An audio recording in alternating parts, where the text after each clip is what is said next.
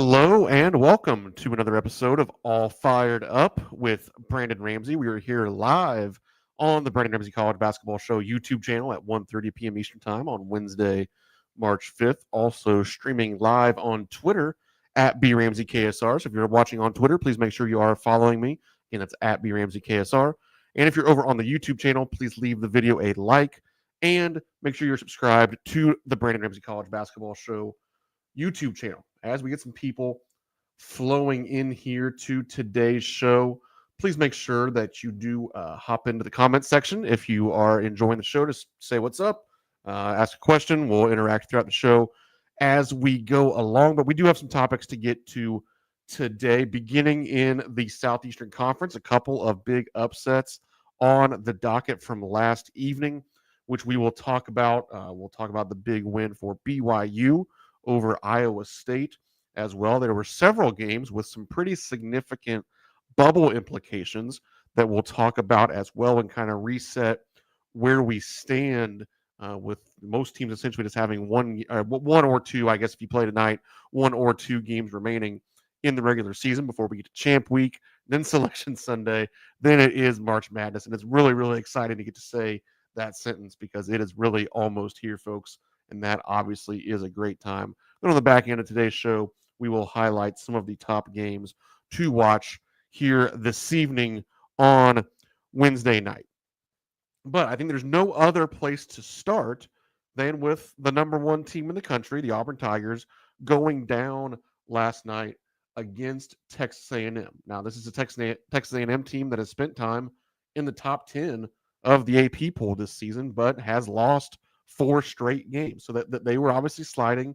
Auburn has been Auburn. They've been the best team in the country, essentially wire to wire this season.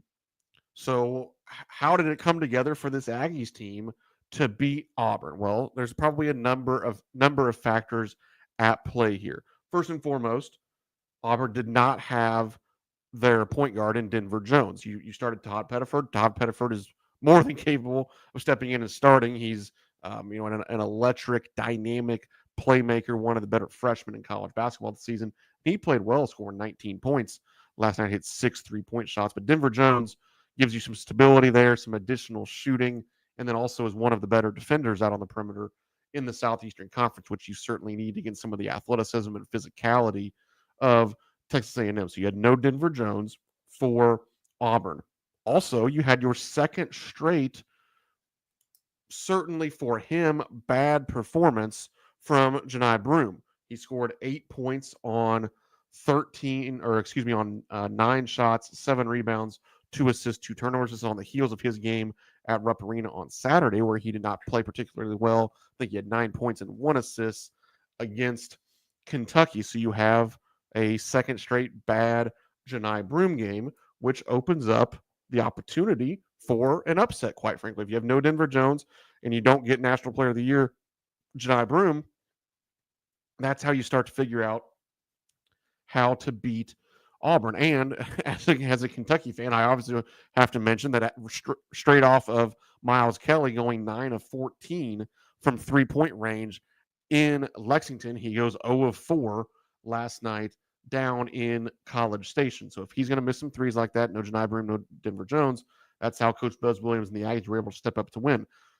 Texas A&M themselves, they go 9 of 25 from threes. It's a team that obviously struggles to shoot the basketball, and they were able to make some threes last night. They also made more free throws than Auburn attempted. It was 25 to 15 on free throws attempted. A&M made 18 of those.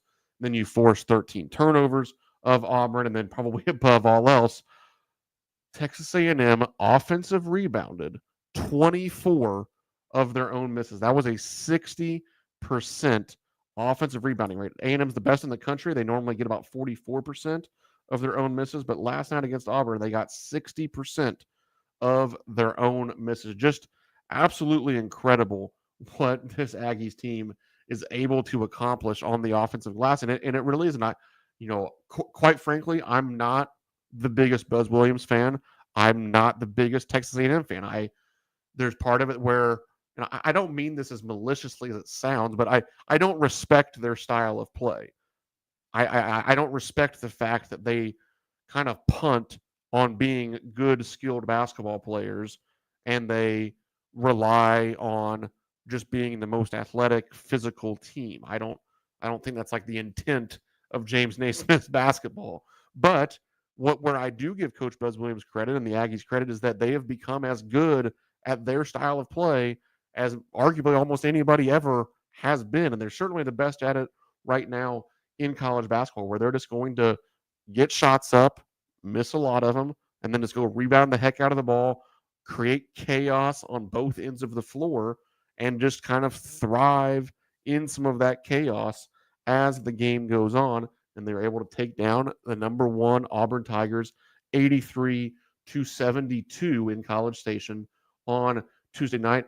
The Aggies will wrap up regular season play in Baton Rouge at LSU on Saturday, whereas Auburn is back home to take on Alabama. So that'll certainly be an interesting one to see if they can get back on the right side facing an Alabama team that certainly is dangerous and is going to be out for revenge after losing in Tuscaloosa 94-85. And we'll talk a little bit more about Alabama later as we preview their matchup this evening against Florida. The other big SEC game, or I guess I should say SEC upset from last evening, was Arkansas going into Vanderbilt and winning 90-77. This was a Arkansas team that had their backs squarely against the wall in terms of the NCAA tournament, because on Saturday they lost at South Carolina 72-53. Didn't just lose, they got waxed in that game. Was essentially non-competitive start to finish for the Razorbacks. So they really needed something here because they were at Vanderbilt and home for Mississippi State down the stretch, and they were at least going to need to win one of those in order to try to stay on the right side of the NCAA tournament bubble, and they did that in a major way, picking up a big quad one win in Nashville last night, 90-77. I've stated it all season long on the Brandon Ramsey College Basketball Show and here on All Fired Up. I've talked about how the best version of this Arkansas team was going to be if and when Janelle Davis became their best player. I said it time and time again, and it's like I always like to say, I don't just make this stuff up, because that has sort of been the case as they've started to turn things around. He's had games of he scored 18 when they beat Kentucky. He scored 24 when they beat Texas. Scored 18 when they beat Missouri. Scored 14 when they beat Texas. They scored 21 last night when they beat Vanderbilt. And he was literally having games where he was not scoring earlier in SEC play. He put up goose eggs in 20-plus minutes in losses to Tennessee and Florida this season. So now you're starting to see Johnell Davis blossom as their best player. Again, 21 points last night. But then you also got 16 points and 14 rebounds from Trevon Brazile. You got 14 points from both Big Z's, Zvonimir Ivisic, and DJ Wagner. 10 points from Carter Knox. Coach Cal has shrunk that rotation, both some from his own doing and because of just insane injuries there for the Razorbacks. They're essentially down to 7 guys, and he's riding those 7 guys as much as he can. With credit to Davis and Brazile, especially for stepping up in a big way. Also, Arkansas, something they've done well all season, as they're a top 10 in block rate this year per KenPom, but that took a jump last night when they blocked 22.9%, nearly a quarter of Vanderbilt's 2-point attempts were blocked by Arkansas. They finished with 8 blocks on the game, and it was equal opportunity across the board.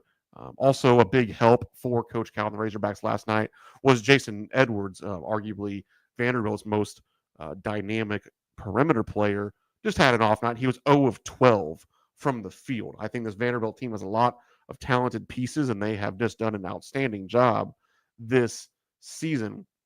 But when Jason Edwards goes 0 at 12, it's going to be really hard for the Commodores to win, and you saw that last night with Arkansas being able to go in to Memorial Gymnasium in Nashville and pick up the victory. We'll wrap up our world around the SEC gauntlet talking about the Kentucky Wildcats on senior night at Rupp Arena last evening. I had boots on the ground for that game last night, and it was a rare stress-free game for Big Blue Nation, really. I mean, almost from the first segment, you kind of knew that Kentucky was probably not only going to win this one, but have a chance to run away with it. They were up 10-2 in the first segment. That was while missing 4 layups or dunks, which was kind of aggravating. But they went on to win 95-64, certainly their easiest win of Southeastern Conference play. I had said it after watching some more film of LSU going into the game, and I certainly felt kind of reassured of this take after the game. LSU is the worst team in the Southeastern Conference. I know they're still a game ahead of South Carolina, um, but they're the worst team. That they can't handle the ball. They turn it over at an alarming rate. They're really bad on the glass. They can't shoot at all, really, especially outside of number 5, Cam Carter. I know they're missing Victorious Miller. They were missing Corey Chest as well. Those are valuable pieces for them, but quite frankly, um, there was periods of time too where they didn't look overly interested in finishing the game, to be quite frank. But it's also interesting because I always like to provide some of these, some of this context and perspective to try to help Big Blue Nation not, trip over themselves with worry and angst. But it also works the other way when Kentucky picks up a win like this. Yeah, I just finished saying that I think that LSU is the worst team in the Southeastern Conference. Via the KenPom rankings, do you know where LSU would rank if they played in the ACC right now? They would be 7th, just a couple of spots behind Wake Forest. Wake Forest is 78th in KenPom as of this morning, March 5th. LSU was 81st.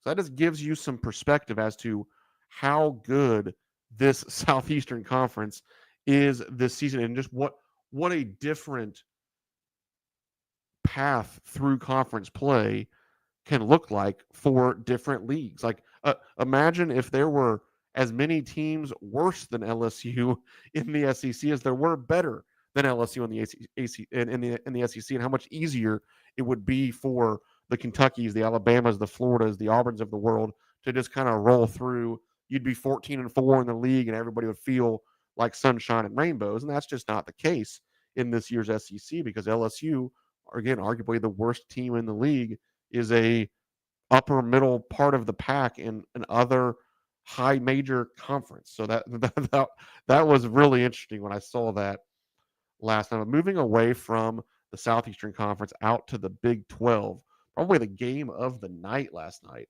was BYU taking down Iowa State 88-85 in double overtime. The Cougars have now won 7 straight down the stretch here, and they'll wrap things up in Provo against Utah on Saturday. So a real chance to go 8-0 into the Big 12 tournament. Meanwhile, Iowa State has lost 3 of their last 4 as they start to struggle to shoot the ball just a little bit from the perimeter. They're still 35.1% on the season, still a top 25 offense in terms of KenPom's adjusted offensive efficiency. But it's not the top 10 offense that we saw this Cyclones group operating as earlier in the season. So I was a big believer at different points of the season on Coach TJ Otzelberger's squad, starting to sell a little bit of my stock, if we're being honest, especially after last night's loss. This was incredible when I saw this. I was not able to watch much of this game at all last night because I was on the road back from Lexington, but this stood out from the box score about as much as anything ever stands out. BYU turned the ball over 29 times. 29 times. Iowa State had 18 steals. BYU had 29 turnovers. There was a 34.1% turnover rate, and they won the basketball game.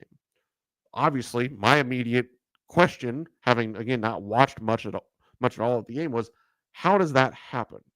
Well, part of it is BYU offensive rebounded 17 of their own misses, 48.6%. You lose a bunch of possessions via turnovers. You gain a bunch of possessions with some offensive rebounds. They were also 25 of 31 from the free throw line. That helps. They made 11 threes.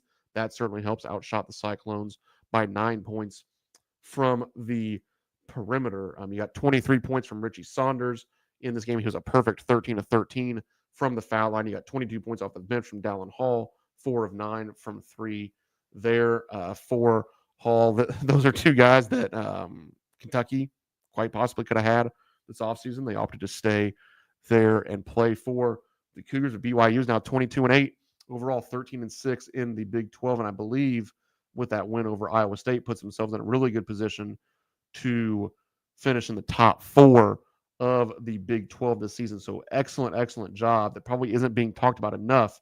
And that's what Coach Kevin Young is doing there in Provo this season. We mentioned the bubble impact of some of last night's games, and one of those was certainly Oregon defeating Indiana out in Eugene, 73-64. Oregon has now won 6 straight games.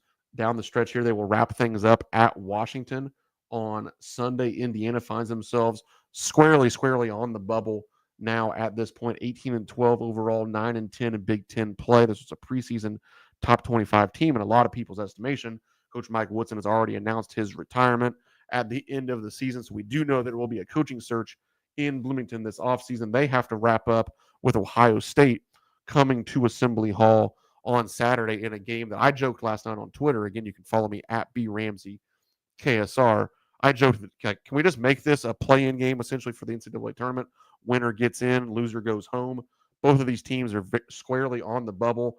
Ohio State did themselves a favor by squeaking out a double overtime victory over Nebraska last evening. But now these two teams will face off in Bloomington with quite likely an NCAA tournament bid on the line in that game. Bruce Thornton had 29 points and 9 assists in the Buckeyes win last night, again in double overtime over Nebraska. So it will be interesting to see how that game coming up this weekend shakes out between the Hoosiers and the Buckeyes.